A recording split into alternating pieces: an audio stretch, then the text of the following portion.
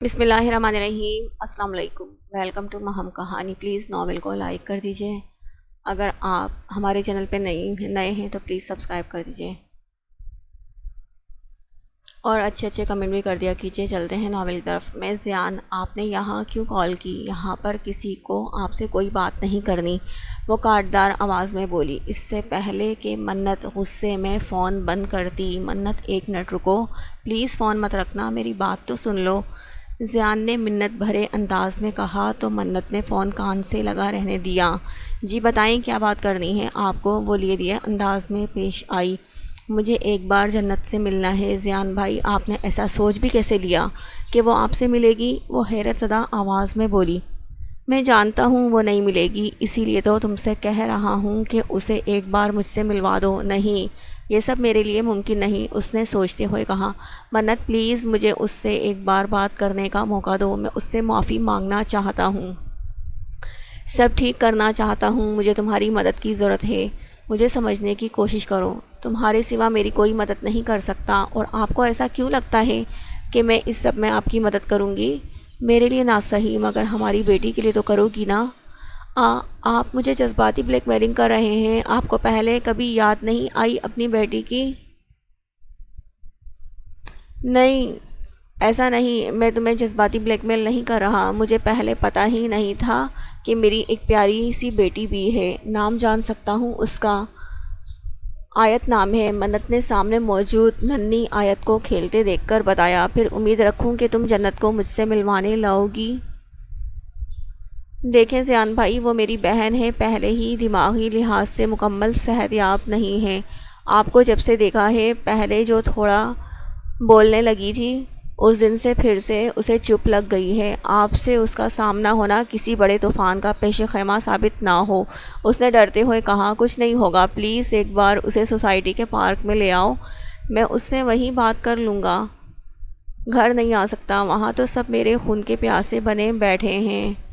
آیت نے جنت کے ساتھ بہت برا کیا، جنت تو کیا، آپ نے جنت کے ساتھ بہت برا کیا، جنت تو کیا، میں خود آپ کو معاف نہیں کر سکتی اس سب کے لیے، مگر میں یہ سب صرف آیت کی وجہ سے کروں گی، کیونکہ اس سب میں اس معصوم بچی کا کوئی قصور نہیں، وہ پسماردگی سے بولی۔ بہت شکریہ منت، میں کل اس پارک میں انتظار کروں گا، شام 5 بجے۔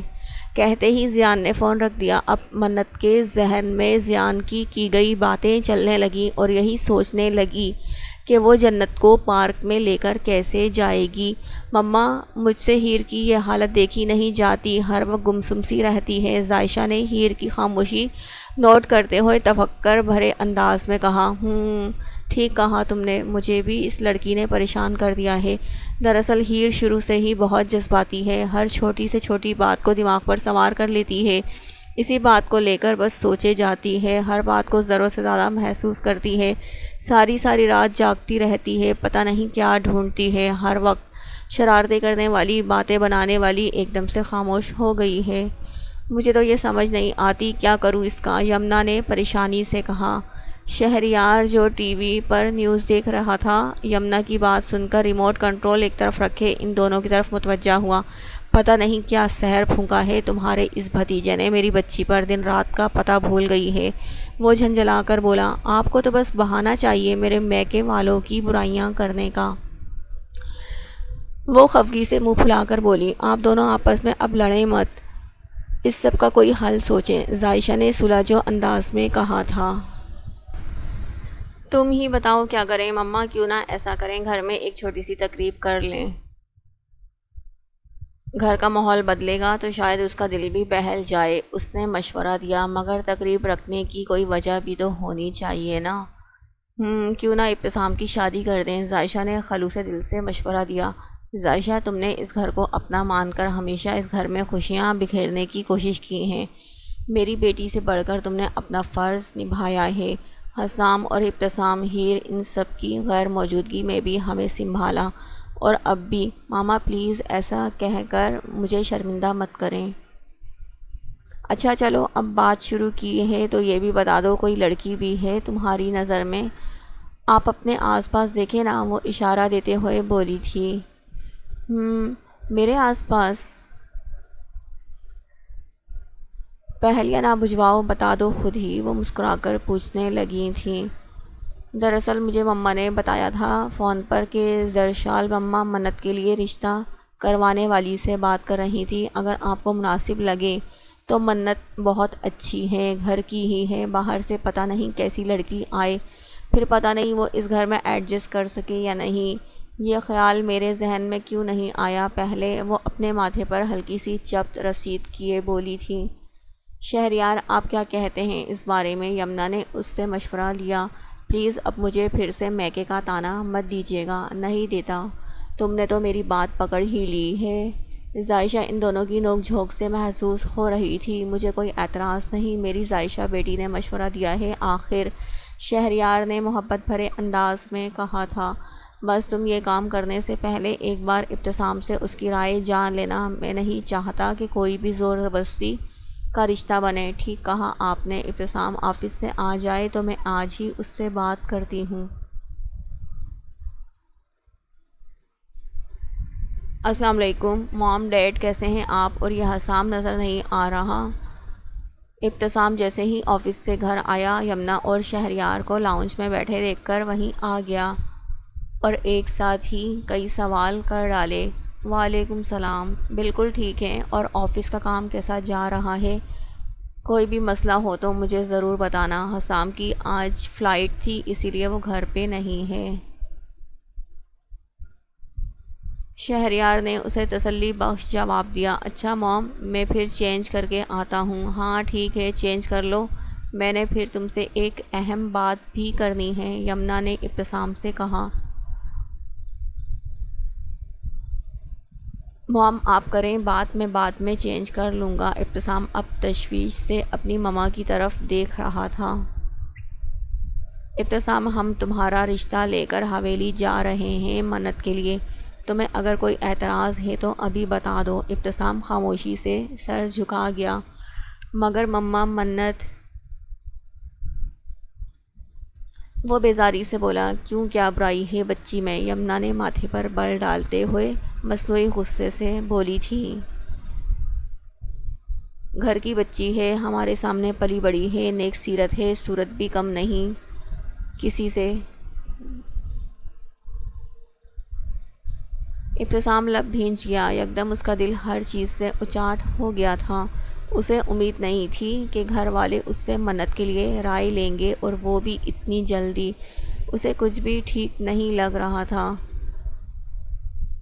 موم ڈیڈ، میں آپ کو ناراض نہیں کرنا چاہتا، مگر وہ تھوڑی دیر رکا، پھر بولا ٹھیک ہے جیسے آپ کی مرضی۔ وہ گلے میں تھوک نگلتے ہوئے ایک فیصلہ کر گیا اپنے والدین کی خوشی کے لیے۔ اس کے ہاں میں جواب دیتے ہی یمنا کو بے ساختہ اس پر پیار آیا تو انہوں نے اپنی جگہ سے اٹھ کر ابتسام کے پاس آ کر اسے پیار کیا۔ آج تو تم نے ہمیں خوش کر دیا۔ یمنا نے فرط مسرت سے ابتسام کی پیشانی پر بوسہ دیا۔ ابتسام نے تو ہاں کہہ دی، مگر ابھی لڑکی والوں کا جواب بھی تو لینا ہے۔ شہریار نے اپنی بات کا ٹکڑا لگایا۔ مجھے یقین ہے زمارے ضرور مان جائے گا، اگر نہیں مانا تو اسے منا لوں گی، یمنا نے مسکراتے ہوئے پراعتماد انداز میں کہا تھا۔ حسام ایک کیفے میں بیٹھا کافی پی رہا تھا۔ فلائٹ 1 گھنٹے بعد کی تھی۔ اس کا دھیان بار بار ظائشہ کی طرف جا رہا تھا۔ اوف، کب تک یہ چلے گا سب؟ وہ جھنجھلا کر خود سے بولا۔ جس دن سے ہیر واپس آئی تھی یمنا کی طبیعت بھی ٹھیک نہیں تھی، تو زیادہ تر ظائشہ ہی ہیر کے پاس رات کو رکتی تھی۔ اس دن کے بعد سے انہیں اکیلے بات کرنے کا موقع ہی میسر نہیں آیا تھا۔ یا اللہ، آپ کا بےحد مشکور ہوں۔ میں خود کو بہت خوش قسمت تصور کر رہا ہوں۔ کبھی سوچا بھی نہ تھا کہ میرے دل میں جتنی محبت ہے ظائشہ کے لیے، کبھی اس کے دل میں بھی اتنی ہی محبت ہوگی۔ یہ سب آپ کا ہی احسان ہے جو ظائشہ کے دل میں میری محبت معجزے کی طرح اتر گئی۔ وہ دل ہی دل میں اللہ تعالیٰ سے مخاطب ہوتے ہوئے بولا۔ سر، فلائٹ کا وقت ہو گیا ہے۔ حسام جو اپنی ہی سوچوں میں گم تھا، اپنے ماتحت کی آواز نے اس کی سوچوں کا تسلسل ٹوٹ گیا۔ فلائٹ سے واپسی پر ضرور میں ظائشہ سے بات کروں گا۔ وہ دل میں ہی سوچتے ہوئے وہاں سے اٹھ گیا۔ مام جنت کہاں ہے؟ نظر نہیں آ رہی صبح سے، منت نے زرشال سے پوچھا۔ اس نے آیت کا ہاتھ پکڑ رکھا تھا۔ جنت نے کہاں جانا ہے بھلا، اپنے کمرے میں ہی ہوگی۔ چلیں ٹھیک ہے، میں دیکھ لیتی ہوں، وہ زرشال سے کہتی ہوئی جنت کے کمرے کی طرف چل دی تھی۔ جنت میری بات سنو، دیکھو آیت ضد کر رہی ہے پارک جانے کی۔ کیا ہوا ہے؟ جنت نے جائے نماز طے کر کے ایک طرف رکھے حیرانگی سے پوچھا۔ جنت اسے باہر پارک جانا ہے اور اس کی ضد ہے کہ مما کے ساتھ جانا ہے۔ دیکھو منت، تم اچھی طرح سے جانتی ہو کہ میں باہر نہیں جاتی، جنت تمہاری بیٹی کہہ رہی ہے۔ مگر منت میرا دل نہیں، پلیز مان جاؤ نا، دیکھو رونے لگی ہے۔ چلو نا ہمارے ساتھ تھوڑی دیر ہی رکیں گے بس، آؤ نا۔ اچھا ٹھیک ہے آتی ہوں۔ وہ ایک بار پھر سر پر دوپٹہ درست کیے ان دونوں کے ساتھ باہر نکل گئی تھی۔ مما میں جنت اور آیت اسی سوسائٹی کے پارک میں جا رہے ہیں، تھوڑی دیر تک آ جائیں گے۔ اچھا ٹھیک ہے، جلدی آنا اور فون ساتھ لے کر جانا۔ جی موم، رکھ لیا ہے، آپ فکر مت کریں۔ وہ تینوں باہر نکل گئیں اور چلتے ہوئے پارک میں داخل ہوئیں۔ جنت وہاں پارک میں موجود ایک بینچ پر بیٹھ گئی۔ منت اور آیت دونوں بال سے کھیلنے لگیں۔ بال کھیلتے ہوئے دور چلا گیا تو آیت اور منت اسے لینے گئیں۔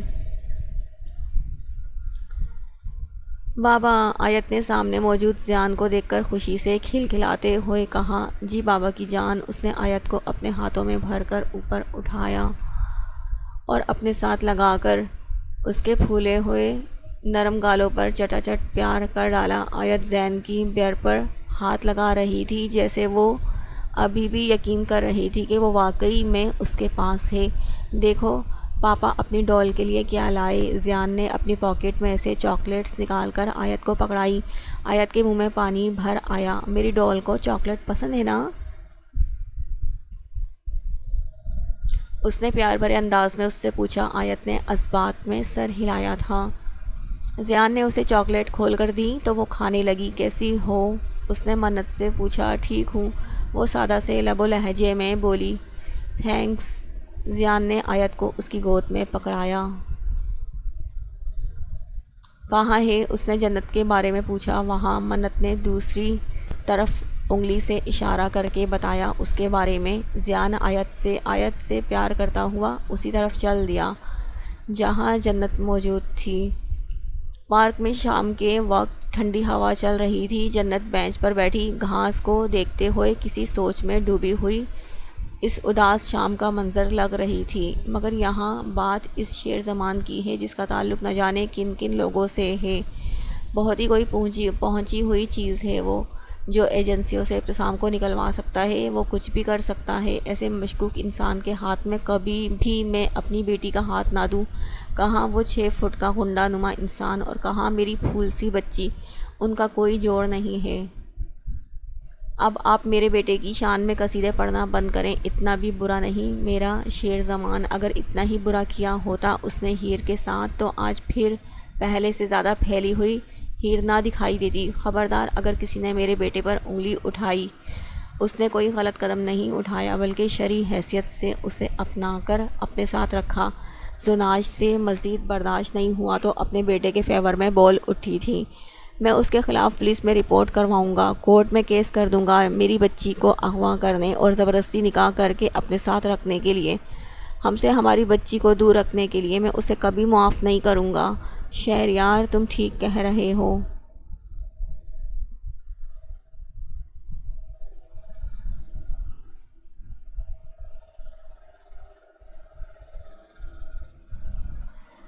میں اس معاملے میں تمہیں حق بجانب سمجھتا ہوں۔ ہیر تمہاری بیٹی ہے اور تم اس کے بارے میں کوئی بھی فیصلہ لینے کا پورا حق رکھتے ہو۔ جنت میری بات سنو۔ زیان نے اس کی کلائی پکڑ کر اسے واپس بیٹھنے پر مجبور کر دیا۔ مجھے تم سے بات نہیں کرنی ہے۔ مگر مجھے کسی سے کوئی بات نہیں کرنی، پلیز جنت ایک بار بات تو سن لو، اب کہنے یا سننے کے لیے کچھ بھی بچا نہیں۔ جنت نے اس کی مضبوط گرفت میں سے اپنی کلائی آزاد کروانی چاہی۔ کس حق سے پکڑا ہے مجھے چھوڑو، اس نے درشت آواز میں کہا۔ بیوی ہو تم میری، اسی حق سے پکڑا ہے۔ وہ بھی ذرا سا تیکھے چتنوں سے گھورتے ہوئے بولا، بیوی؟ وہ طنزیہ انداز میں ہنکارا بھر کر بولی، بیوی لفظ کیا ہوتا ہے؟ وہ تو تمہیں پتہ ہی نہیں، میں تمہیں بتاتی ہوں کہ میں اصل میں کیا ہوں۔ بقول تمہارے میں رکھیل، جسم فروش اور ایک بد کردار لڑکی ہوں۔ میری جیسی لڑکیاں کسی کی بیوی کیسے بن سکتی ہیں؟ میں تمہاری بیوی نہیں رکھیل تھی نا؟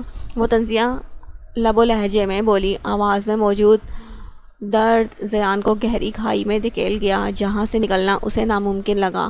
اسے جنت کے الفاظ نشتر کی مانند خود میں پیوست ہوتے ہوئے محسوس ہوئے۔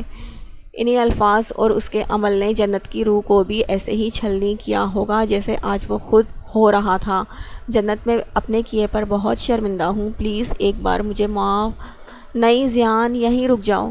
اس نے زیان کو مزید بولنے سے روکا۔ جان مانگ لو، وہ دے دوں گی، مگر معافی مت مانگنا، وہ نہیں ملے گی، وہ قطعیت سے کہتے ہوئے اپنی جگہ سے اٹھ گئی۔ جنت پلیز ایک بار مجھے معاف کر دو، کہا نا۔ کیا کرنا چاہتے ہو تم معافی مانگ کر؟ ہاں بولو، کیا کرنا چاہتے ہو؟ ایک بار پھر سے میرے وجود کو رون دینا چاہتے ہو جیسے پہلے کیا تھا؟ لو آؤ، وہی سب کچھ کرو جو پہلے کیا تھا تم نے میرے ساتھ۔ وہ اپنے سر سے دوپٹہ اتار کر نیچے زمین پر پھینک کر بولی۔ آؤ نا، رک کیوں گئے؟ یہی سب کچھ تو کرتے ہیں ایک رکھیل جسم فروش کے ساتھ۔ نکاح جیسے پاکیزہ بندھن کو تم نے ایک کاغذ کا ٹکڑا ہی بنا دیا، جس کے تحت تمہیں پرمٹ مل گیا تھا میری ذات کو بے نشاں کرنے کا۔ زیان نے نیچے گرا دوپٹہ اٹھا کر اس کے سر پر پھیلایا۔ جنت، وہ سب بس غلط فہمی اور میرے غصے کا نتیجہ تھا، بس ایک موقع دے دو۔ وہ اس کا ہاتھ اپنے ہاتھوں میں لیے بولا تھا، یہ وہی ہاتھ ہیں جن پر لگی ہوئی مہندی کو تم نے مٹا دیا تھا۔ انہی ہاتھوں پر پھر سے اپنے نام کی مہندی لگے دیکھنا چاہتا ہوں میں۔ وہ بنا سوچے سمجھے پہلی فرمائش کر گیا، دور رہو مجھ سے، ورنہ یہ ہاتھ مہندی کے بجائے تمہارے خون سے رنگ دوں گی۔ اس کے صبر کا پیمانہ چھلکا۔ رنگ دو میرے خون سے انہیں، اگر تمہارے ایسا کرنے سے تمہیں سکون ملتا ہے تو کر گزرو یہ بھی، میری زندگی کو اور مشکل مت بناؤ، جاؤ یہاں سے۔ وہ اسے خود سے پیچھے دھکیل کر بولی۔ جنت، ایک موقع تو دو، میں سب ٹھیک کر دوں گا۔ اب تو ٹھیک کرنے کو کچھ بچا ہی نہیں، سب خراب ہی خراب ہے۔ وہ بھیگے ہوئے لہجے میں بولی۔ اس وقت جنت خود کو زیان کے سامنے بہت مضبوط ثابت کرنے کی کوشش کر رہی تھی۔ اس سے پہلے کہ وہ مکمل ٹوٹ جاتی، وہ گھر کے واپسی کے راستے کی طرف بھاگنے لگی۔ زیان اسے وہاں سے جاتا ہوا دیکھنے لگا۔ اسے ایسا لگا کہ اس کا جسم تو یہی ہے مگر روح جنت اپنے ساتھ لے گئی ہے۔ اسے ایک دم سب کچھ خالی خالی سا لگنے لگا۔ آج شہریار، یمنا اور حسام زائشہ سب خان حویلی میں موجود تھے، جبکہ ابتسام اور ہیر گھر رک گئے تھے۔ زائشہ نے ہیر کو بہت منایا ساتھ آنے کے لیے، مگر وہ نہیں مانی۔ جب انہوں نے بات کا آغاز کیا، زمارے، ہم آپ دونوں سے ابتسام کے رشتے کے بارے میں بات کرنے آئے ہیں۔ میں سوچ رہا تھا کہ اب ہمیں اس کی شادی بھی کر دینی چاہیے، شہریار نے زمارے سے کہا۔ بہت اچھا سوچا، اس کی یہی عمر ہے شادی کی۔ اب تو اس سے چھوٹا حسام بھی ماشاءاللہ سے شادی شدہ ہو گیا ہے، اس کی بھی کرنا بنتی ہے، زمارے نے کہا۔ تو پھر تمہارا ابتسام کے بارے میں کیا خیال ہے؟ شہریار نے گویا بات کرنے کی تمید باندھی۔ یمنا زمارے کے تاثرات جانچ رہی تھی۔ اسی دوران حویلی کے تمام افراد وہاں اکٹھے ہو گئے۔ ہم بھی پڑے ہیں راہوں میں، کوئی ہمارا بھی خیال کر لے۔ شامن نے یمنا کے پاس آ کر ٹکڑا لگایا۔ آپ کے بڑوں سے فارغ ہو جائیں، پھر ہی آپ کی باری آئے گی، ابھی آپ لائن میں لگے رہیں۔ یمنا نے شامن کا کان پکڑتے ہوئے مصنوعی آنکھیں دکھاتے ہوئے کہا۔ زنائش چائے لے کر آئی تو سب نے اس سے لطف اندوز ہوتے ہوئے بات آگے بڑھائی۔ ہاں تو میں کہہ رہا تھا کہ ابتسام کی شادی اگر منت سے ہو جائے تو کیسا رہے گا؟ دونوں بچپن سے ایک دوسرے کو جانتے ہیں، اور اگر آپسی رشتہ داری اور مضبوط ہو جائے تو اس میں کیا برائی ہے؟ زمارے، ہم منت کو اپنی بیٹی بنا کر رکھیں گے جیسے زائشہ ہماری بیٹی ہے، تمہیں ہم سے یا ابتسام سے کوئی شکایت نہیں ہوگی۔ یمنا نے اسے یقین دلایا، جو یہ بات سن کر خاموش ہو چکا تھا۔ مان جائے نا چھوٹے پاپا، میں اور منت ایک ہی گھر میں رہیں گے، دونوں کی طرح یہاں جیسے رہتے تھے، میں اس کا وہاں بھی ویسا ہی خیال رکھوں گی۔ زائشہ نے بھی اپنی بات کا حصہ ڈالا۔ یہ دونوں ایک دوسرے کے لیے بالکل ٹھیک ہیں، کیا کہتے ہیں؟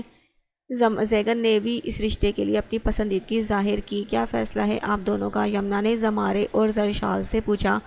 زمارے کی آنکھوں میں الجھن در آئی۔ پہلے بھی وہ اپنوں کے ہاتھوں ہی اپنی بیٹی کی زندگی برباد ہوتے دیکھ چکا تھا، کیا اتنی جلدی پھر اپنوں پر بھروسہ کر لینا ٹھیک تھا؟ یہی بات اس کے دل و دماغ میں گردش کر رہی تھی۔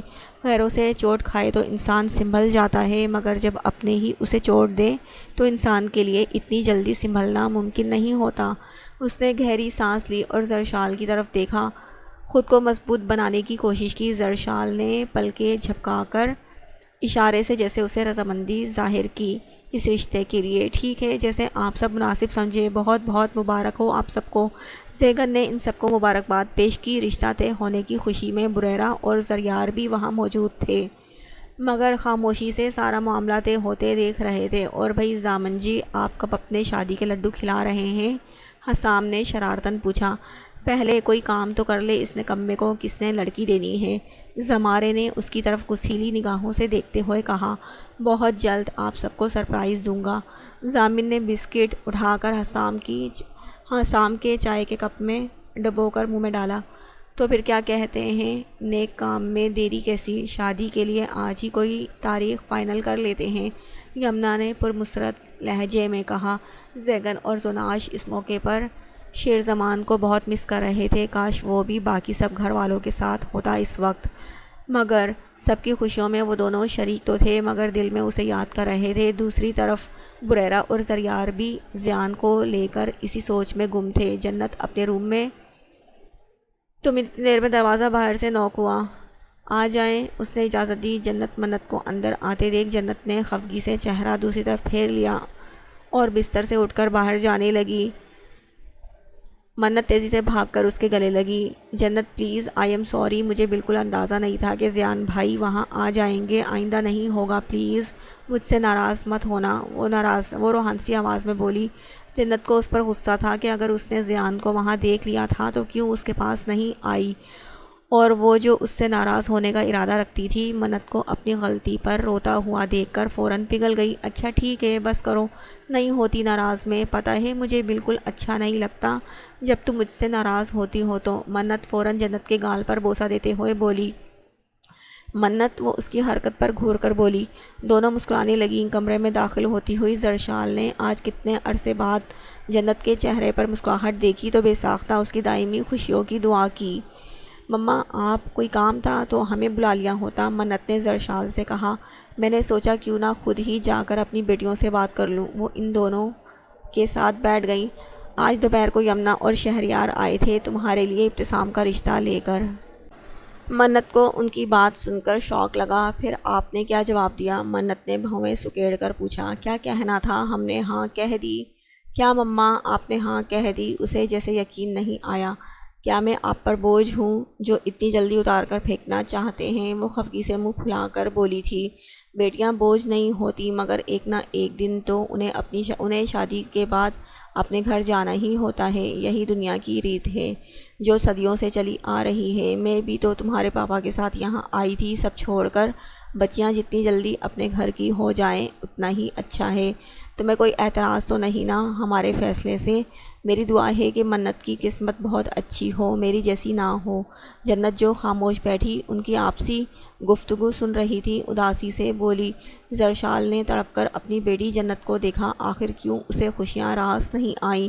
مما، میں خوش ہوں اپنی بیٹی کے ساتھ، وہی میرے جینے کا مقصد ہے، آپ پلیز میرے لیے پریشان مت ہوا کریں، جنت نے زرشال کے ہاتھ پر ہاتھ رکھ کر کہا۔ زرشال نے آگے ہو کر جنت کی پیشانی پر پیار بھرا بوسہ دیا۔ تم نے بتایا نہیں؟ انہوں نے منت سے پوچھا۔ ابتسام بھائی اتنے برے بھی نہیں، اچھے خاصے معقول انسان ہیں، جنت نے اسے سمجھانا چاہا۔ کیا یار جنت، سب سے پہلے تو انہوں نے میری آنکھیں نکال کر میری ہتھیلی پر دھر دینی ہیں، ہر وقت میری آنکھوں کے پیچھے پڑے رہتے ہیں، وہ جھنجھلا کر بولی۔ جنت اس کی بات سن کر ہنسنے لگی۔ شادی کے بعد سب ٹھیک ہو جاتا ہے، زرشال نے اس کے گال پر ہاتھ رکھ کر سمجھانا چاہا۔ پہلے تو وہ خفگی بھری نظروں سے زرشال اور جنت کو ہنستے ہوئے دیکھتی رہی، پھر مسکرا دی۔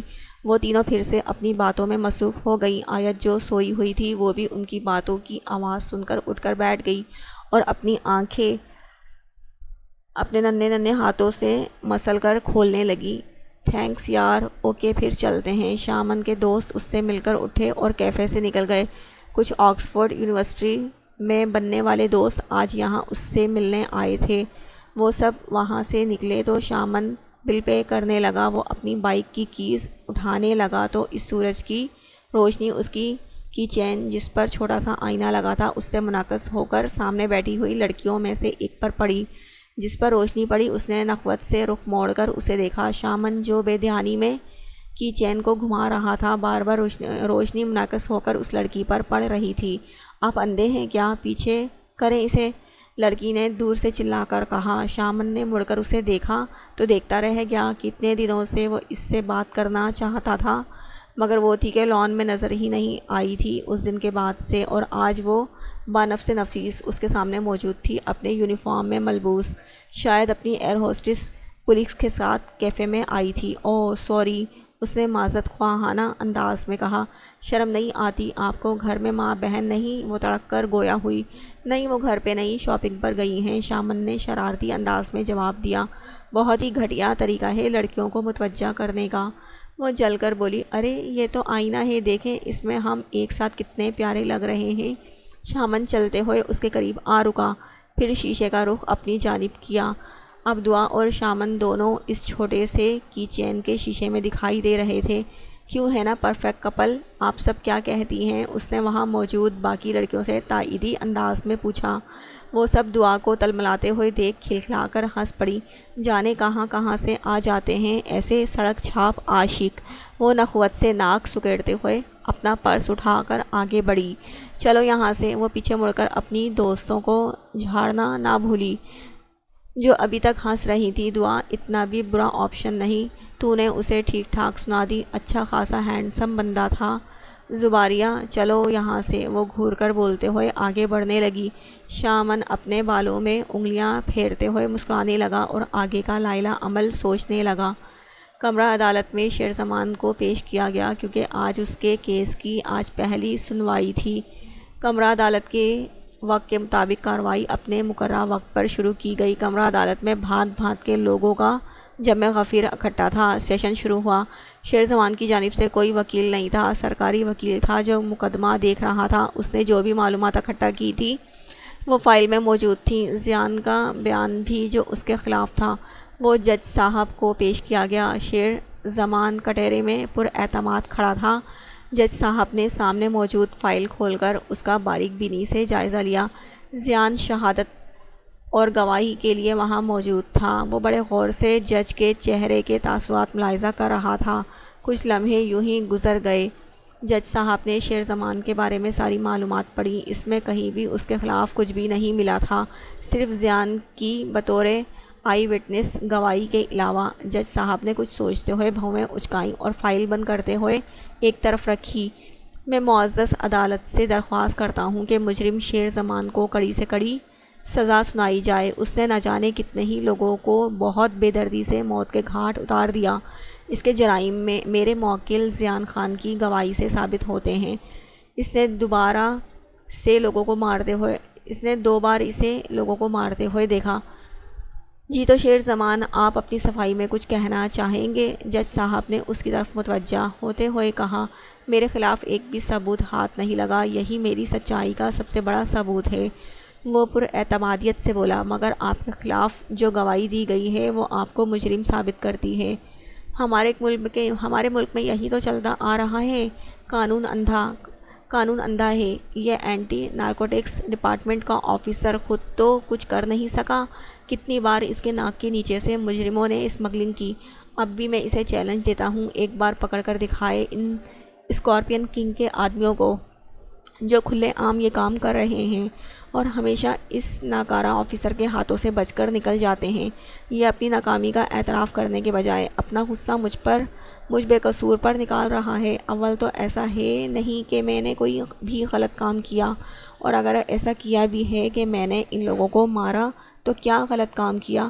دہشت گرد اور انتشار پسند لوگوں کو جینے کا کوئی حق نہیں۔ یہاں مجرم کھلے عام پیسوں کے دم پر گھوم رہے ہیں اور مظلوم انصاف کے لیے روزانہ یہاں آ کر جوتیاں گھسیٹتے ہیں، کیونکہ ان کے پاس نہ تو عدالت کے وکیلوں کی فیسیں بھرنے کے لیے پیسے ہوتے ہیں اور نہ ہی انہیں سالوں انصاف ملتا ہے۔ اس کی بات سن کر کمرہ عدالت میں جو خاموشی چھا گئی تھی، لوگوں کی تالیوں کی گونج نے اسے توڑا۔ وہاں ایسے بہت سے لوگ موجود تھے جن کے الفاظ کو شیر زمان نے زبان دی تھی۔ آبجیکٹ مائی لارڈ، مجرم اپنا جرم چھپانے کے لیے آپ کو بھٹکا رہا ہے مدعے سے، سرکاری وکیل نے ان کی بحث میں مداخلت کرتے ہوئے کہا۔ Objection overruled. انہوں نے شیر زمان کو ہاتھ سے اشارہ دیا بولنے کا۔ آپ چاہتے ہیں نا کہ ہمارے ملک میں سنگین جرائم کرنے والے مجرم ان کے کیفر کردار تک پہنچایا جائے تو ہم جیسے لوگوں کو موقع دیں تاکہ ان لوگوں کو پتال سے بھی ڈھونڈ کر عبرت کا نشان بنا ڈالیں جو اس ملک کی بہنوں بیٹیوں کی عصمتوں سے کھیلتے ہیں۔ اس ملک میں نوجوانوں کو ڈرگس جیسے زہر سے بھر رہے ہیں۔ وہ اونچی آواز میں بولا۔ کمرہ عدالت میں کچھ دیر میں خاموشی چھا گئی۔ ضیان منتظر نگاہوں سے جج صاحب کا چہرہ دیکھ رہا تھا۔ نہ جانے اب وہ کیا فیصلہ کرنے والے ہیں۔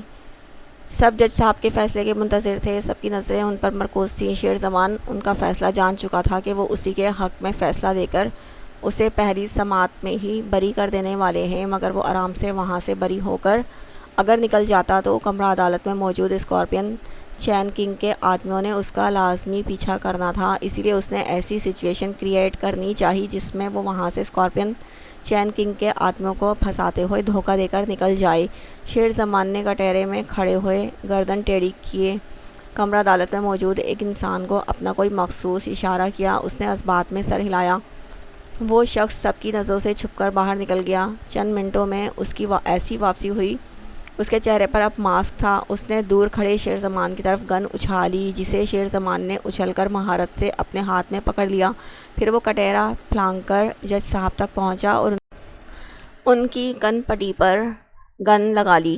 چلو بھائی راستہ صاف کرو، وہ ابرو اچکا کر خنکی سے دہاڑا۔ وہاں موجود پولیس کے لوگ اس پر گن تانے کھڑے ہوئے اور باقی لوگ کچھ تو دیوار سے لگ گئے اور کچھ نیچے جھک گئے۔ گولی لگ جانے کے ڈر سے جج صاحب کی حفاظت کرنا تم لوگوں پر فرض ہے۔ اگر اس کی زندگی سلامت چاہتے ہو تو مجھے جانے دو۔